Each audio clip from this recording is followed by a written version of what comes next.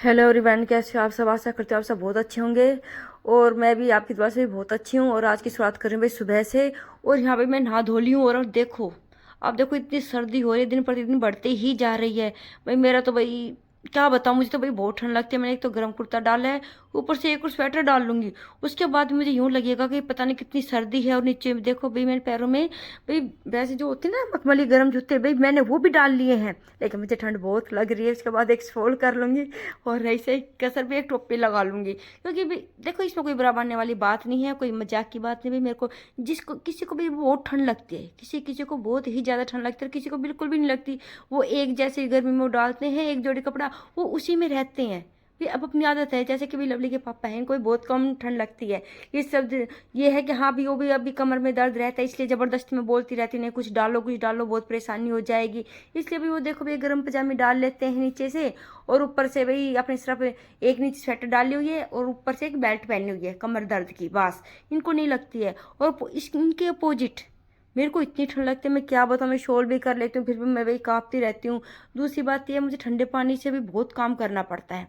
बाहर भीतर अंदर जितना भी होता है हमारा हमारा सॉरी हमारा हरियाणा वर्ड निकल गया। हमारा भी बहुत ठंडे पानी का ही काम है।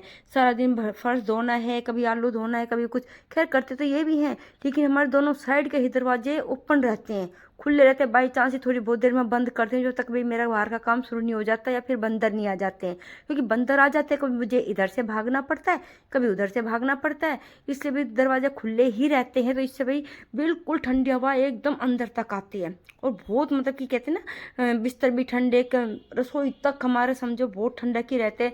इसलिए भाई मैं इतने भाई कपड़े लाद के बैठती हूँ। और भी कोई मजाक की बात नहीं है। अपने घर में अगर आपके बड़े बूढ़े हैं, छोटे बच्चे हैं, उनको भी बचा के रखो, दो दो चार चार कपड़े पहना के रखो। भाई गर्मी आएंगी, बेशक उनको फिर बनियान में रखना, कोई दिक्कत वाली बात नहीं है। जब मर्जी आप कैसे भी करना उस टाइम पे, लेकिन अब तो भाई कपड़े पहना के जरूर रखने हैं, कोई दिक्कत नहीं है।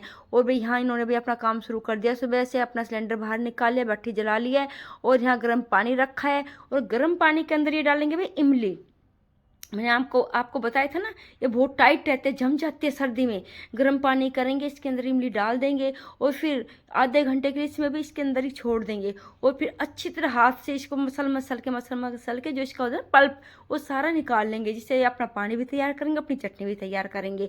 और यहाँ पे ये देखो, मैं तो मंदिर से आई जब तक कि भानु ने भाई अपने पापा की थोड़ी सी वीडियो बना दी थी। और यहाँ पे ये देखो सारा तैयारी हो रही है हरी चटनी बनाने की, क्योंकि सबसे पहले ये बनाते हैं, फिर हरी चटनी, दाल चटनी हरी चटनी। उसके बाद दूसरा काम कोई हमारा शुरू होता है। वो आपने भी कई बार देखा है, तो आपको भी समझ में आने लगा होगा भी कैसे क्या शुरुआत करते हैं। और इधर भी जो सिलेंडर के अंदर भी रखा था ना, जिस सिलेंडर के नीचे तसला था, उस तसले के अंदर भी हमें वही गर्म पानी डालना पड़ता है, क्योंकि सर्दी इतनी ज़्यादा होने लगी है। जो भट्ठी वाला सिलेंडर है ना, वो जम जाता है। और उसके बाद पता है भट्ठी पे तो बिल्कुल भी नहीं जलता है। मतलब भट्टी गैस रहते हैं सिलेंडर में, लेकिन भट्टी पे नहीं चल पाता है। लेकिन वो सिलेंडर अगर हम भाई अपनी रसोई में लगाएंगे, उसमें चल जाता है, क्योंकि अंदर सर्दी कम होती है। इसलिए भाई हमको ये भाई गर्म पानी करके पहले एक पतीला उसके अंदर डालते हैं, हमको डालना ही होता है। वो चाहे हम अपना भी नहाने में ही चाहिए ठंडा पानी यूज करें, लेकिन सिलेंडर के लिए तो हमें शाम को भी रेडी जब जाती है हमारी रात को, लवली वापस एक बाल्टी गर्म पानी लेने के लिए आता है कि मम्मी सिलेंडर भाई जम गया है, पापा ने बोला फटाफट एक बाल्टी भाई पानी गर्म करके दे दो। और यहाँ देखो भाई रोज आलू मटर, आलू प्याज और कहते हैं आलू गोभी खा खा के छिक गए हैं। इसके पापा कहने लगे फटाफट भाई आज तो है ना वो बना ले, क्या बोलते हैं, दाल बना ले। तो मैंने दाल भिगो दी है। और आज भी कपड़े बिल्कुल भी नहीं धोए हैं मैंने, अभी इनको उठा के रखी, मैं आपको दिखा रही हूँ। और मैंने गैलरी का भी दरवाजा बंद कर रखा है, मैंने कहा था अभी काम शुरुआत नहीं हुई है मेरी, और अभी फिलहाल तो बंदर देखो है नहीं, इसलिए ठंड बहुत ज़्यादा थी, मैंने बंद कर दिया। और ये दिखा रही है अपना मनी प्लांट, क्योंकि अंदर रखा हुआ है तो कितना अच्छे से ग्रो हो रहा है, लेकिन बाहर वाले बिल्कुल पीले पड़ गए हैं अभी मनी प्लांट, उनके पत्ते बिल्कुल पीले हो गए। और देखो भी मैं कपड़े क्यों नहीं धो रही हूँ, क्योंकि देखो जो ये कल के कपड़े ना अब तक नहीं सूखे हैं, इनको 2 दिन लग जाते हैं कपड़ों को सूखने के लिए। मैंने कोई मशीन पे डाल रखा है, कोई भाई रेलिंग पे डाला हुआ है, कोई किधर कोई किधर, फिर और दूसरे कपड़े धोऊंगी तो उनको कहाँ डालूंगी। हमारी चारपाई वगैरह जो अंदर कमरे में खड़ी रहती है, सब पे मैंने कपड़े डाले हुए हैं, क्योंकि बाहर तो बंदर है ना, बिल्कुल इतना खराब कर देते हैं कपड़ों का हाल बेहाल, उठा के जमीन में पटक देंगे, कहीं कुछ मुंह से फाड़ देते, भी बुरा हाल कर देते हैं। और यहाँ देखिए भी ये कर रहे हैं अपने भी काम की शुरुआत। जो काम हो चुका उधर एक साइड तो और आलू उबल रहा है, एक इधर ये टिक्की बना रहे हैं। और जब टिक्की का काम हो जाता है, कई बार तो ये तो देखो भाई अपना पतीला उस टाइम पे मतलब कि दोपहर के टाइम छोले छोकने की तैयारी हो रही है, अभी ये अपने आप ही धो लेते हैं। इनका कोई ये नहीं है कि नहीं भाई औरत ही बर्तन धोएगी या ये वो ही करेगी आके मेरे को ही परेशान करेंगे, नहीं, उनको पता है वो भी अंदर काम कर रही है, कुछ ना कुछ वो काम कर ही रही होगी। तो इन्होंने भी पतीला अपना साफ कर लिया है, छोले छोकने की तैयारी कर ली है। और भाई मैं यहाँ आके खड़ी हो गई हूँ डंडा लेके, क्योंकि भाई ये कहने लगे एक बार आजा, बंदर यहाँ पे भी परेशान कर रहे हैं। क्योंकि सुबह टिक्की बना रहे थे तो 2-4 आलू उठा के ले गए, प्याज काटेंगे तो 2-4 आलू उठा के ले जाएंगे। मतलब कि बंदर ने तो इतनी नाक में दम कर रखा कि भाई भाई पूछो ही मत। एक हमारे हमारे नहीं भाई, जिस जिस इलाके में देखो भाई, जिन जिन के यहाँ पे भाई बंदर होंगे उनको सबको पता है बंदर कितना परेशान करते हैं। और आप देख भी सकते हो कैसे ऊपर बैठी हुई है, क्योंकि बाल्टी में उबले हुए छोले रखे हुए हैं कि चलो खाएगी तो एक मुट्ठी, चलो कोई दिक्कत नहीं, लेकिन ये सारा झूठा कर जाती है, वहीं बैठ के मुंह भरेगी उसमें, आधे तो इसी में गिर जाएंगे, आधे ऐसे हो जाएंगे, फिर ऊपर ऊपर के निकाल के फेंकने पड़ते हैं, परेशानी हो जाती है। और ये अगर थोड़े से भी इधर उधर हो जाएंगे ना तो ही नीचे उतर के आ जाएगी, इसलिए भी डंडा लेके हमें हर टाइम खड़ा रहना पड़ता है। अब ये छोले छोक लेंगे उसके बाद ही मैं अपना कोई दूसरा काम भी स्टार्ट करूंगी। और भाई ये छोले छोक लिए हुई है अपने भी ये कर रहे हैं। कई तो कहते हैं कि भाई कोई बात नहीं, भाई बंदर देवता है, भाई मंगल है, शनि है, वो कोई दिक्कत नहीं। देखो भाई हर चीज को अपने हिसाब से दिया जाता है, ऐसा नहीं है कि भाई अगर भाई बंदर देवता है, गौ गौ माता ये है वो, कोई अपने घर का इतना सारा आटा एक साथ उनको नहीं डालेगा। देखो भाई मैं मानती हूँ एक हमारे इतना कुछ देने से इनका पेट भरेगा भी नहीं, हाँ अगर सभी थोड़ा थोड़ा देंगे तो इनके लिए वाजिब है और ठीक इनका पेट भी भरेगा। आप कभी भी देखना बंदर के सामने आप चने भुगड़े कुछ भी गुड़ डाल के देखना, ये खाएंगे इतना खाएंगे फिर इतना बिखेर के इधर उधर चले जाते हैं, पूरा खाते भी नहीं है। तो बात ये सिर्फ इनको बिगाड़ने जगह, जब तो इनको जानवर बोलते हैं। इनको ये नहीं पता है कि पेट भर गया है नहीं भर गया है, खाना चाहिए नहीं खाना चाहिए। बस पेट भरा होगा तो भी मुंह मारेंगे, नहीं भरा होगा तो भी मतलब अच्छी तरह नहीं खाएंगे, छोड़ फिर भी जाएंगे, इनका कोई भरोसा नहीं है। यहाँ भी मैं अपना काम करने के लिए आ गई हूँ, ये देखो।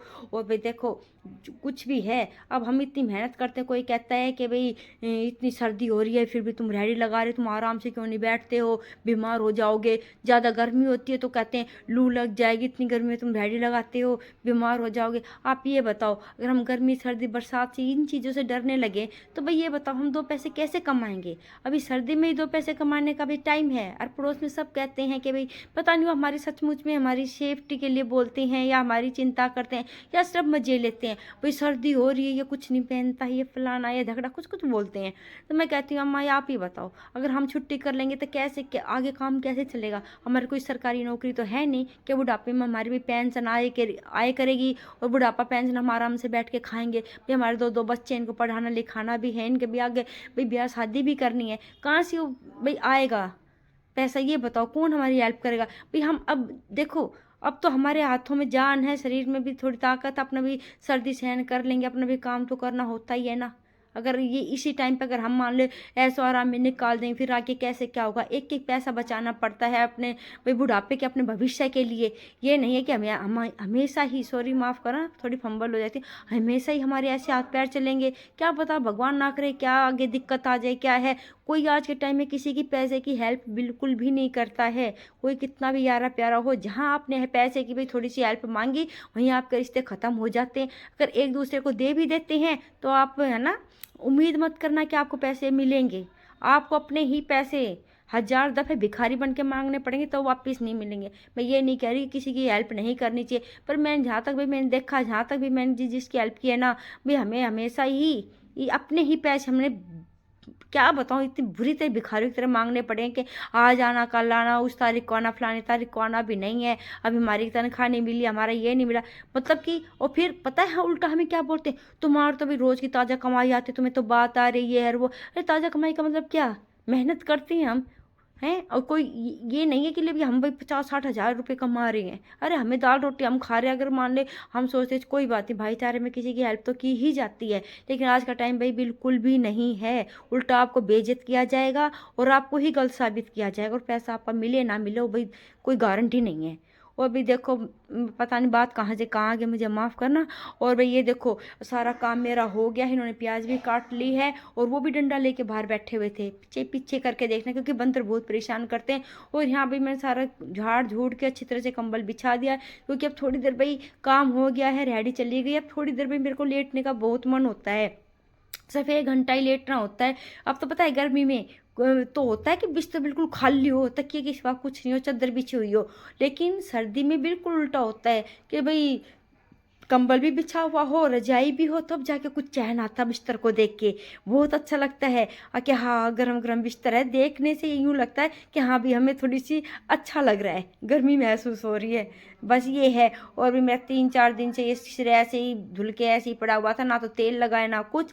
बाहर भई कंघी करती हूँ, तो बाहर भई ये काम करती हूँ, उनमें बाल आ जाएँगे, अंदर करती हूँ तो अंदर, पर मैं सोचा चाहे कुछ भी हो, तेल लगा के कंघी ज़रूर करूँगी। बहुत परेशान हो गई, बाल ऐसे झुंडा से हो गए। और जब कंघी की ना, इतना सारा गुच्छा का गुच्छा निकला बालों का, मैं क्या बताऊँ। और भाई बस इसके साथ ही अपना ब्लॉग समाप्त करती हूँ। अगर आपको भी मेरे ब्लॉग पसंद आए तो कहने वाली कोई बात नहीं है, और कहूँगी भी तो आप करोगे अपने मन की। तो प्लीज़ लाइक शेयर और सब्सक्राइब करना, कोई गलती हो तो माफ़ करना।